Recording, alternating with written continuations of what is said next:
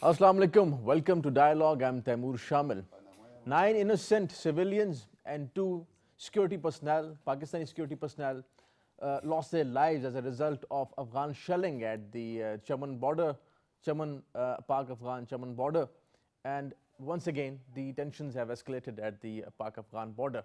Pak Afghan border has been an issue for Pakistan and Afghanistan both, and Pakistan on many occasions has made this point that we need to secure our borders, and Pakistan has also made this point that many of the terrorist attacks carried out inside Pakistan have been planned inside Afghanistan, and the terrorists responsible for such attacks in which many innocent people, children have lost their lives, have their centuries in Afghanistan.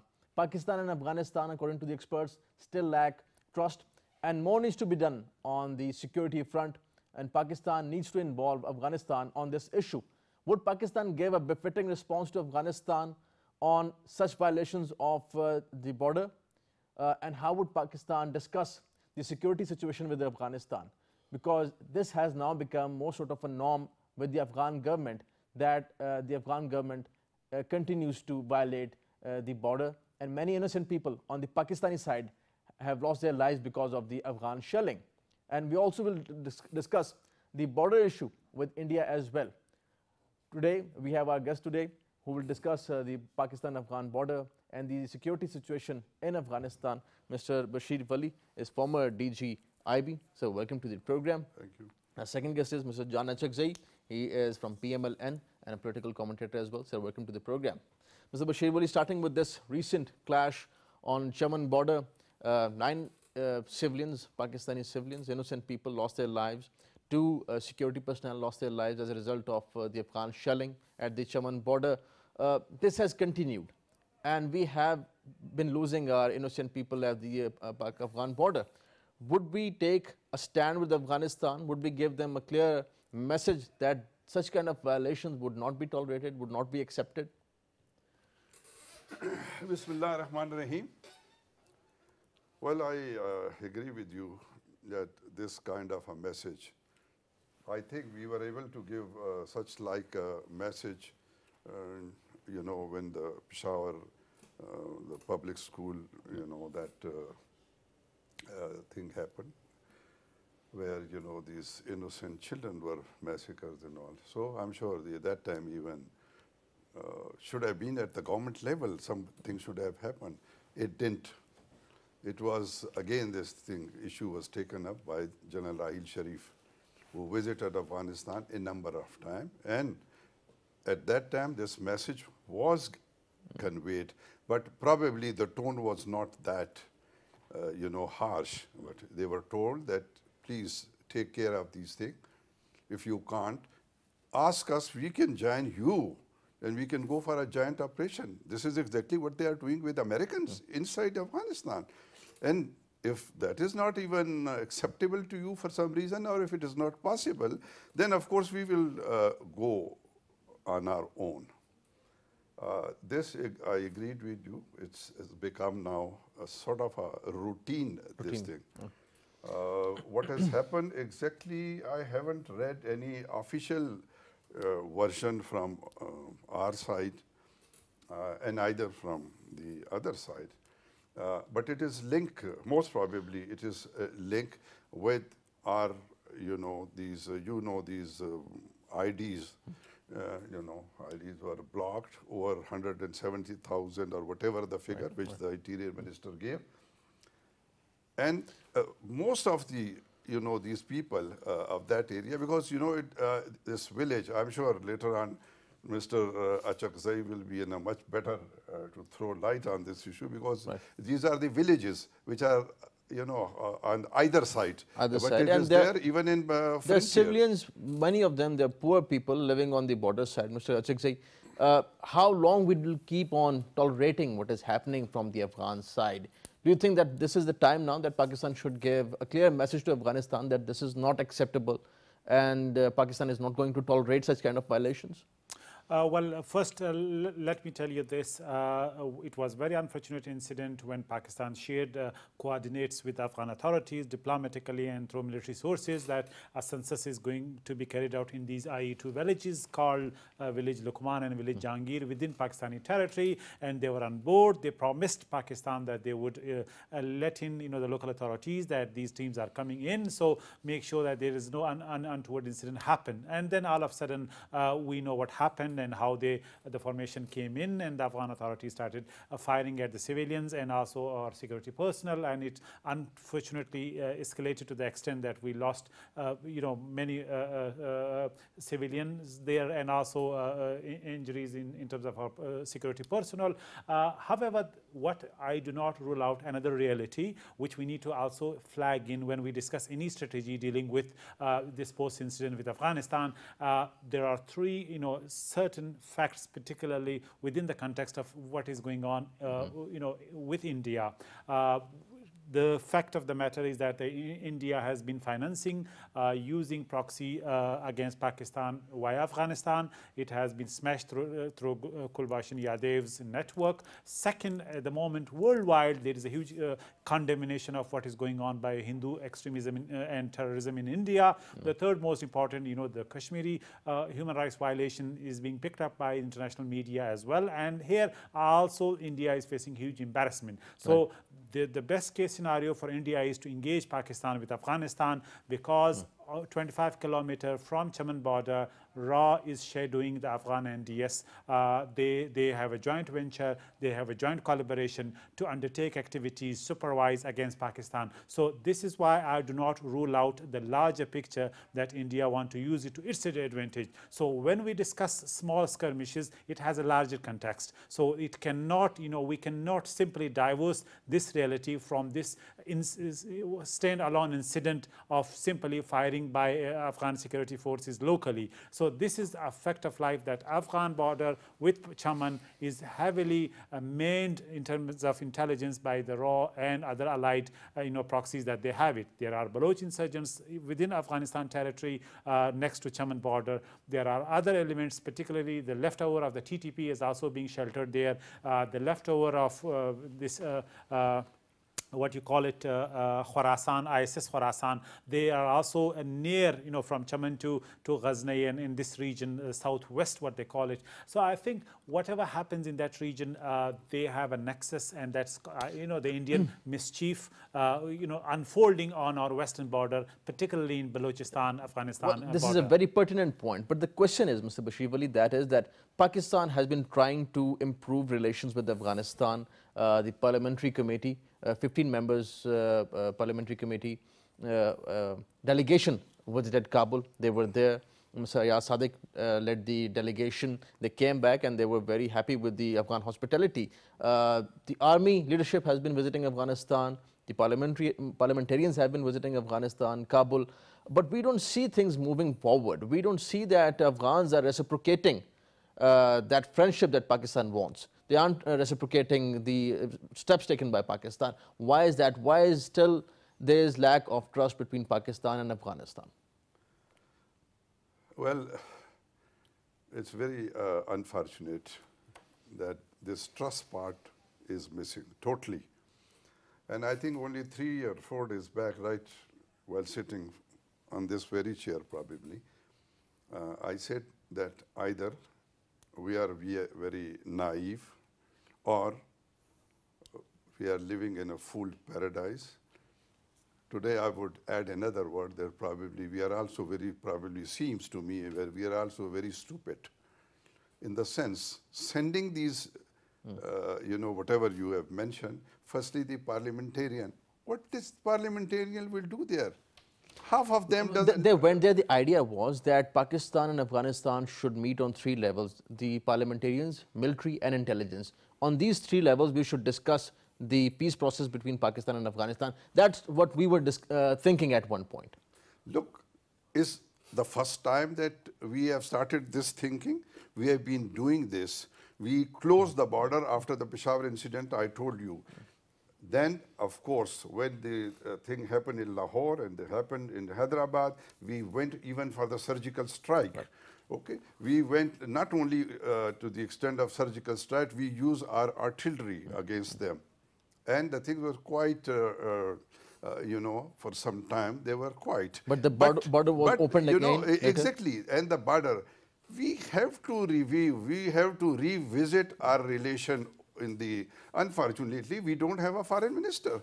Unfortunately, there's nobody. We have even, we had one of that joker, you know, we had. We have officials, we can give them a clear message. Your point is that we should close the borders for indefinite time, let's say, and then maybe we can discuss about peace. We should, look, we have started, the army has already, you know, it's a very porous border.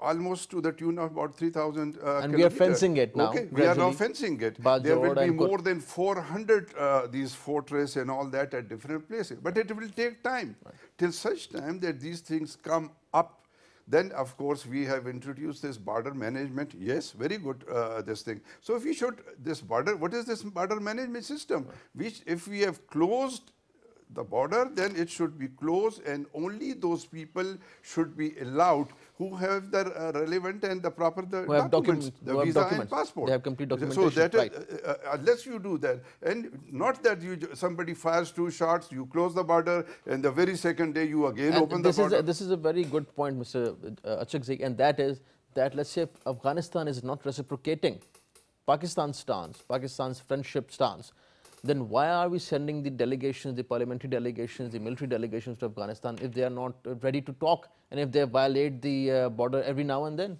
Well, first is, you know, diplomacy is not a zero-sum game. There has been a criticism against Pakistan that it's much more mature democracy, mature institutions, and there is a stalemate or some sort of almost freeze in bilateral relations between the 2 countries. Why not Pakistan take a initiative by by engaging the Afghan government through highest, you know, levels of the leadership? The second thing is that we really wanted to break this logjam that we had with, or we have it with Kabul administration. The third most important thing is that diplomacy also means preventing complete, you know, Afghanistan becoming a complete satellite state of India. So having said that, this is why the Prime Minister decided that to send a high-level delegation led by all political forces, you know, having a representation there, including the Pashtun nationalists, who seems to have a cordial relations with the Afghan leadership, and also with the military leadership, highest level engagement through CGS, General Akbar Bilal, through ISI chief,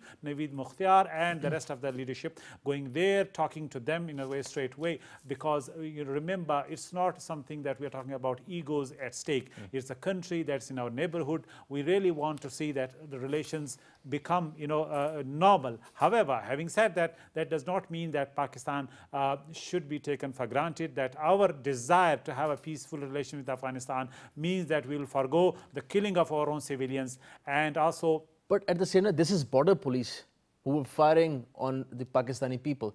This was supported by the Afghan government, not any other splinter group of, let's say, Al-Qaeda or TTP. That is the issue.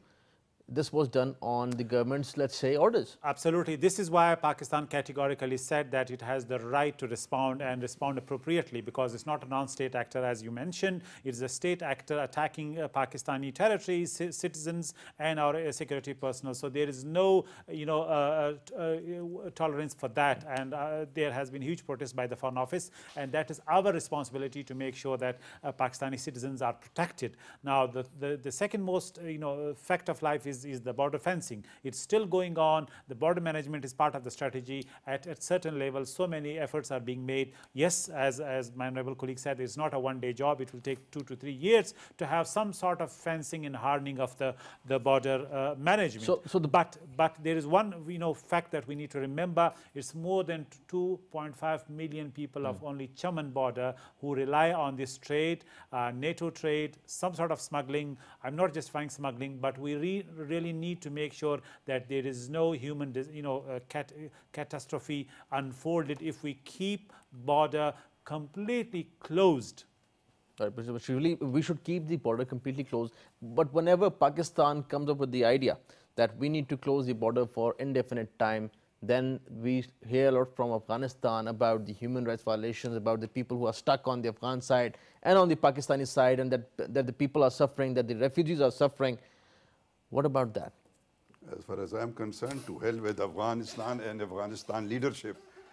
Do you think, is it a bloody banana state? Whenever they want, they should just cross. If, I mean, they should control it this time, as we have already said. It's not the, it's the government directly involved into all these affairs. So if they are involved, it is our border. We will see what is happening in Europe. But this point, there's this point that India is also supporting and instigating rather such kind of sentiment inside Afghanistan that they should take action against Pakistan. We need to do away with that as well. No. This is exactly what I will come down to that. It is not only the India is instigating. India has failed to use the border of its own with us, except the atrocities that they are committing in Kashmir, unarmed and all those people, the female folk.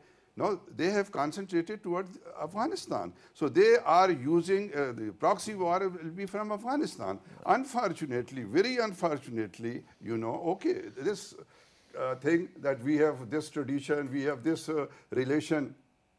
We never had good relation with Afghanistan for but President Ashraf Ghani visited Pakistan. He was here, he met the leadership, and that's what they say, that we have been visiting Pakistan, we have tried for peace, but still there are areas that we need to discuss. Just a minute, he's been saying all this, I agree with you, but what he's been saying when he was in India, when he goes there, they're totally changed. Duplicity, okay, their perception change, their language changes, and what you have said that they are supporting.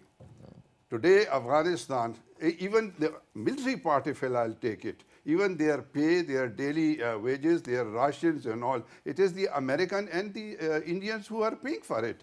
Okay, they are fed by them. So there is, to me, there is no sovereign state. This sovereign leadership who can decide. So till they are not sovereign, they won't be. Why I said, why the army sent our delegation, the army also knows very well. The politician, whenever we are in trouble, whenever there is something, wrong, that we go, is the poor democracy, the same democracy. We will discuss in a while that Gulbuddin Hekmatyar is also back, and would it strengthen Afghanistan's political system? But before that, I'll put this question to Mr. Achakzai, and that is that Pakistan, according to the experts, made a very mature, took a very mature step when Mr. Sartaj Aziz went to Amritsar, India, to attend the Heart of Asia conference, and Pakistan went to India to discuss Afghanistan, peace in Afghanistan. But as Mr. Bashir Ali said, they have not been reciprocating that thing. Rather, Mr. Ashraf Ghani, the Afghan officials, the Indian officials squarely criticized Pakistan, and they thus denied the steps taken by Pakistan to ensure peace and stability in Afghanistan. How can we pursue, how can we move forward with Afghanistan to discuss peace when they are just negating whatever Pakistan is doing?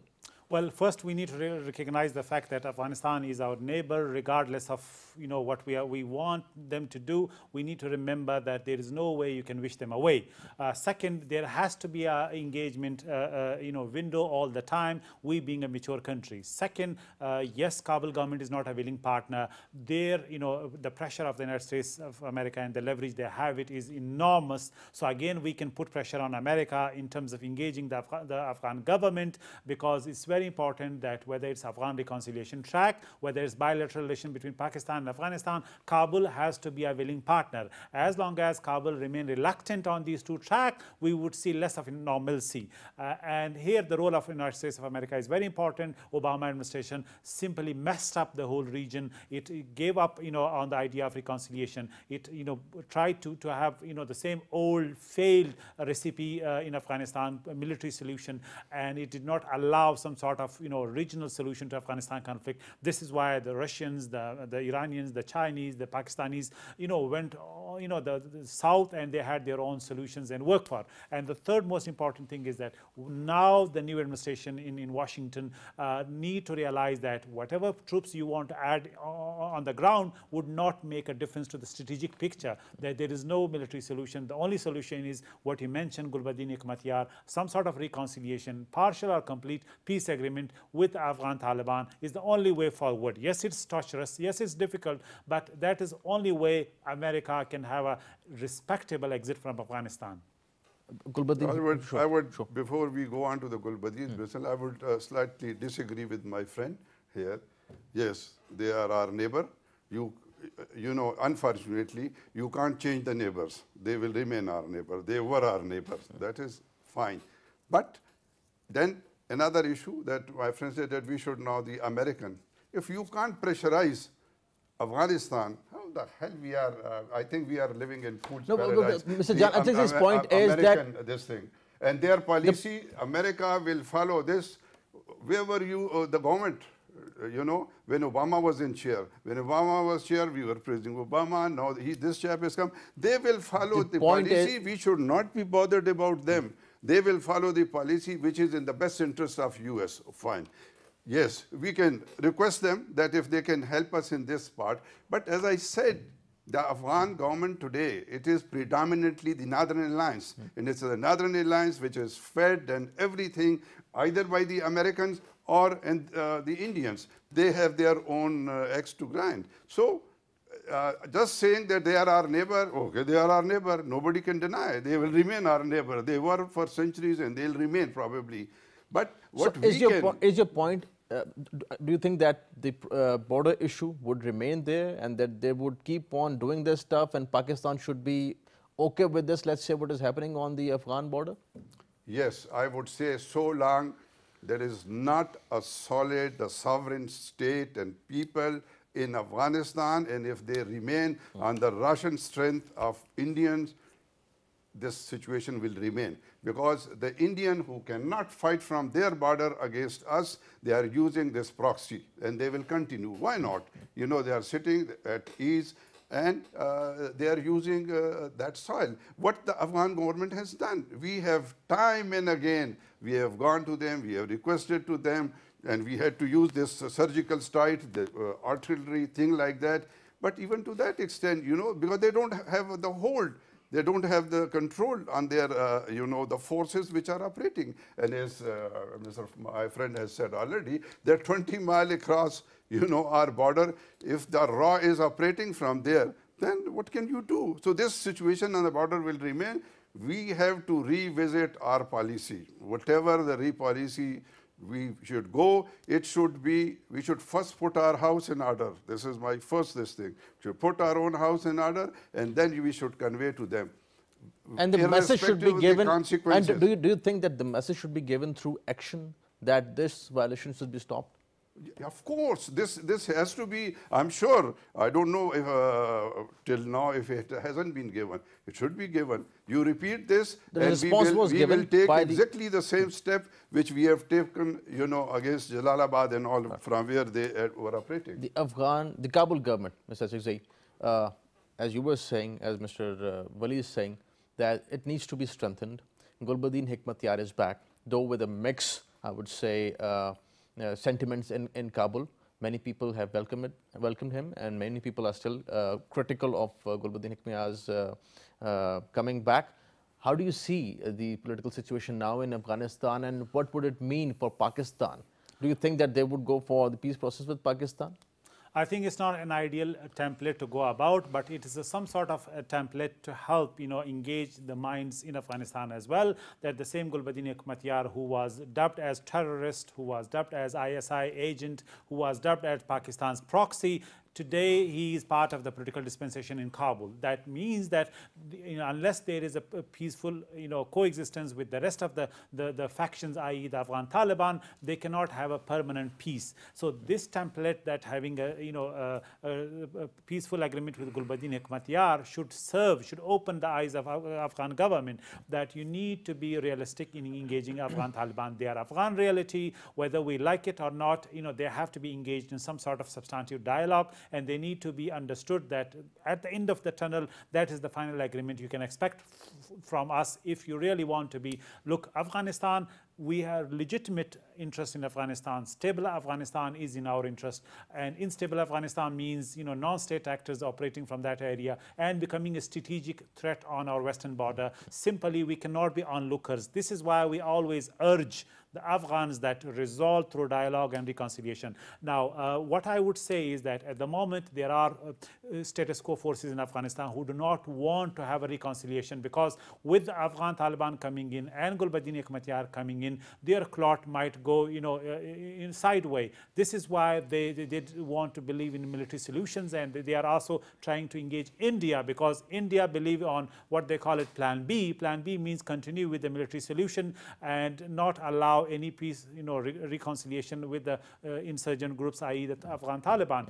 This is why, the status quo forces in Kabul are really were against Gulbuddin Hekmatyar contract, are against even today, and they will try to undermine that. But I think it's a good step and right step in the right direction. Pakistan and other forces should encourage that should be used as a template, and we also need to remind them that there is no good or bad. Once you are good, once you are bad, can become you are good today. So remember, that is what you have been playing, rather than blaming Pakistan. And any allegation, just the last sentence, would simply foreclose any level of cooperation between the countries, i.e. Pakistan and Afghanistan. We'll continue our discussion on Afghanistan, the security situation on Pak-Afghan border. After this break, stay with us.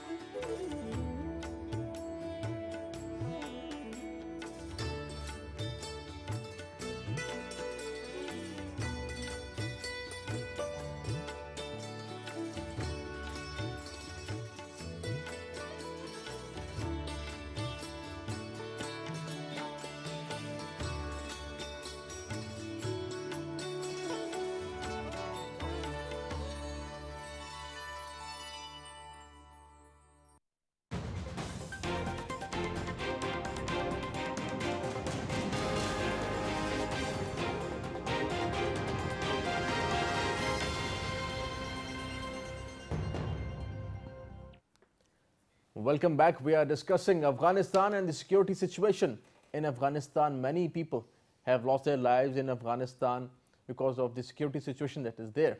Mr. Bashir Ali, talking about Pakistan and Afghanistan, 150 almost soldiers lost their lives in Mazar-e-Sharif in an attack by the Taliban. There is this perception, Afghans think that whatever is happening in Afghanistan is because of the neighbors.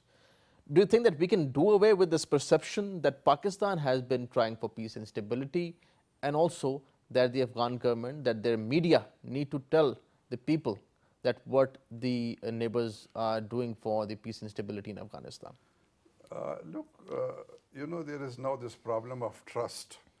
There was some writer from India that we wanted to write something, and they was discussing with me, and I said, the basic is the trust. You have to build the trust, element of trust first.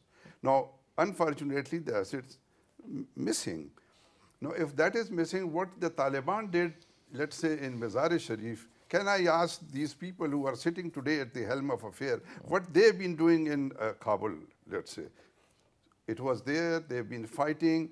Now this trend probably that I don't know whether it hasn't come in black and white, but I've been told that our delegation or these people who went, they were told, there were certain points given which hasn't come in the media, at least I haven't seen, you know, that, okay, first we should talk to them, the government part, and not to the group. Which group are we talking? I don't know, okay?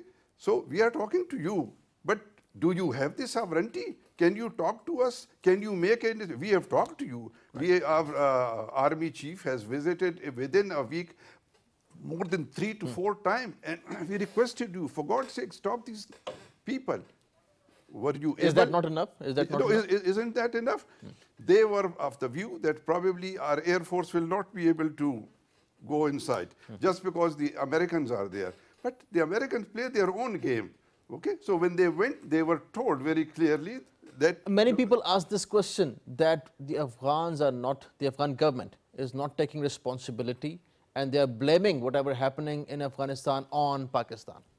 The blame game should stop. They should take the responsibility. This should stop, and because, you know, they have nothing in their hand. Look, the two people who are at the helm of affair today, Abdullah or Ashraf Ghani, they are just, you know, stooges. They were made to sit by John Kerry. We know after the election what happened.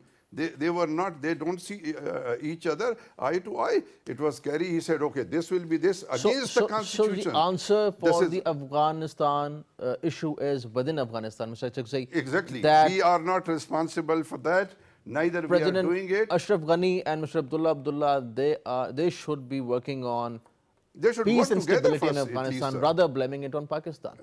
Well, I think that is their narrative, state-led. If it is a state, you call it, that they want to scapegoat their Pakistan policy and also bilateral relations, Pakistan and Afghanistan, for all the mess that they have, they are in. But it's indigenous. Their unity government is not a unity; it's a disunity government. There are ethnic issues, corruption. There is, you know, insurgencies all over the country, and there is the power politics of the big, you know, the mighty, i.e., the United States of America, and now the Russians coming in. So Afghanistan have has multi problems. Simply, Pakistan cannot be scapegoat. But one thing I would like to flag is that public perception and narrative building of a country is becoming now absolute science and art. And the more we focus on, the more, you know, Pakistan would be able to join, you know, the countries who are, you know, economic giant of the region and international community.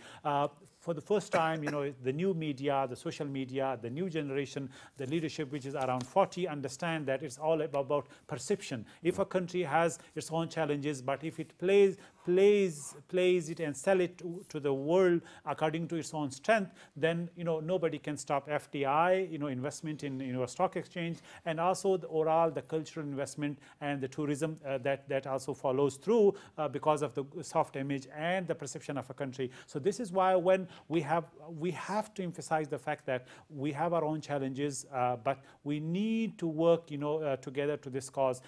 This is why, not for the sake of Afghanistan government, not for the sake of India and the rest of the world, we need to sell what we are as a nation. We're doing.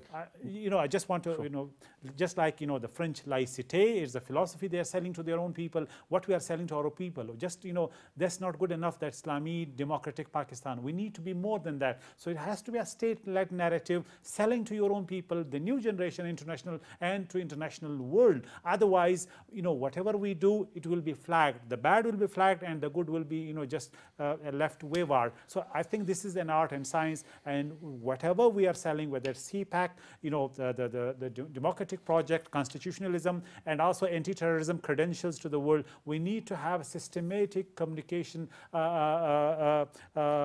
know, infrastructure within.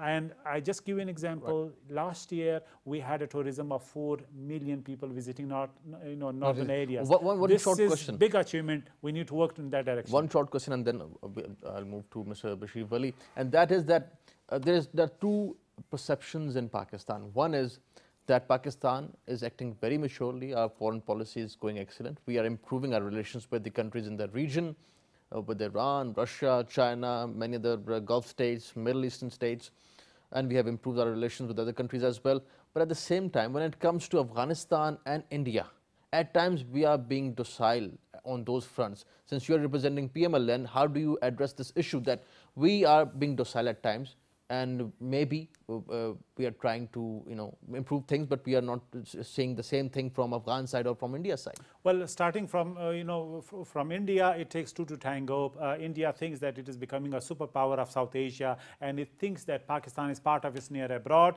It thinks that Pakistan is periphery, just like Bangladesh and Sri Lanka and Nepal, and that's why they want to deal with Pakistan on its own term. While on the other hand, Pakistan has always, the political leadership and the military leadership, has sought it out, has sought cooperation with India through dialogue and peaceful means. It has always offered that we want to resolve all core issues through dialogue and meaningful dialogue, but it's India that has been refusing to sit with Pakistan. So this is not our choice of deciding. So whatever is being set by the country, i.e. that's India, is setting the tune. However, we continue to manage our terrible relations with India. We remain a restrained nation, and we are focused on our economic and putting our house in order. On Afghanistan, again, Pakistan has been very instrumental to bring stability to Afghanistan. We have been part of this coalition, led by United States of America. We have been, helping the Afghanistan project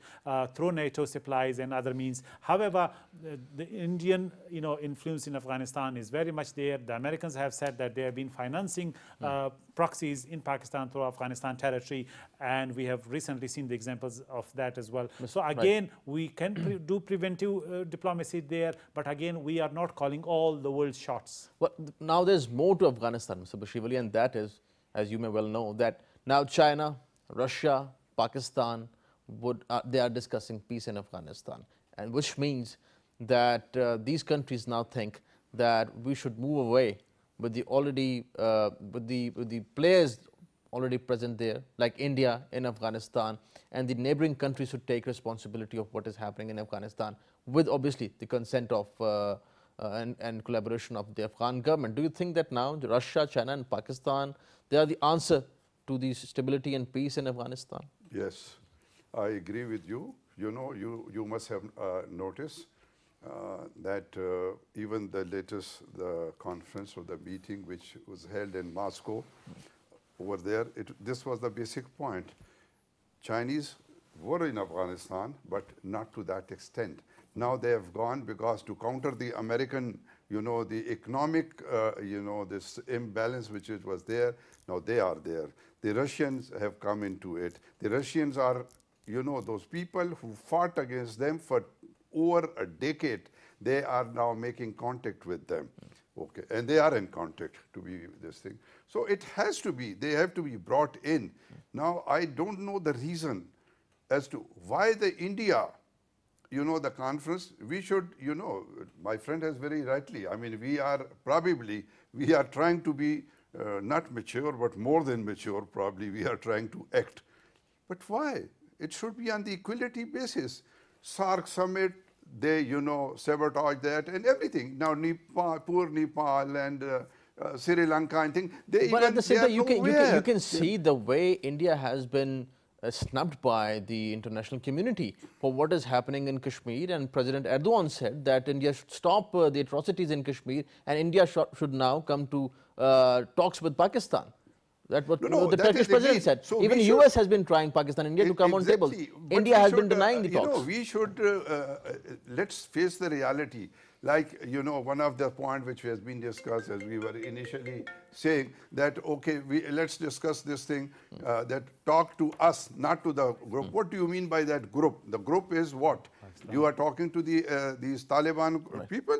I mean, I'm sure that Taliban is a reality. 1/3 of the Afghanistan is ruled by them. 1/3 is with them, and 1/3 is, of course, there is no writ of anyone. Right. So all these things are there. Unless any peace settlement in Afghanistan, we must keep that in mind. Unless there is Taliban into it, it will never work. Like the Gulbadin, I think we just started, but I think, you know, we just went off the track. Now, Gulbadin, you know, is the person, yes, it is a very good step, whosoever has taken, and but he's a very proud, Pashtun. Afghan. The man who was sitting in Washington, D.C., refused to meet President Reagan.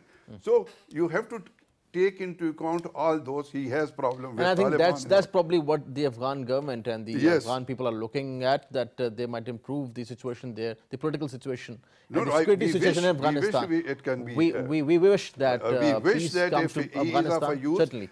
he is very well known to us, and very friendly. He was very friendly to us till such time that he went. So this question whether he was a traitor, he was a warlord, This is what they the all Afghans have will been decide, the obviously. same. You know, everybody in Afghanistan Right. has been a warlord. Gentlemen, thank you for joining us. Pleasure having you on the Welcome. program. Mr. Bashir Ali, pleasure having you on the program. Mr. Janachak, thank you for your time. Thank you for joining us. Today we discussed about the Pak-Afghan border tension. 9 innocent people, civilians, Pakistani civilians, lost their lives. 2 security personnel lost their lives in Chaman border. That was primarily because of the result of the Afghan shelling and firing on these civilians. Pakistan has been raising this issue with the Afghan government. Pakistan has been trying to bring peace and stability in Afghanistan and in parts of Pakistan as well. And Pakistan also expects the Afghan government, the Afghan officials to reciprocate the same, but at the same time, any sort of aggression would be given a befitting response. And the message is very clear from the Pakistani side. We wish that Pakistan see peace in Afghanistan, and Pakistan has been trying to see peace and stability in Afghanistan, and we hope that same would be reciprocated from the Afghan side. Thank you for watching today's program. See you next time. Khuda Hafiz.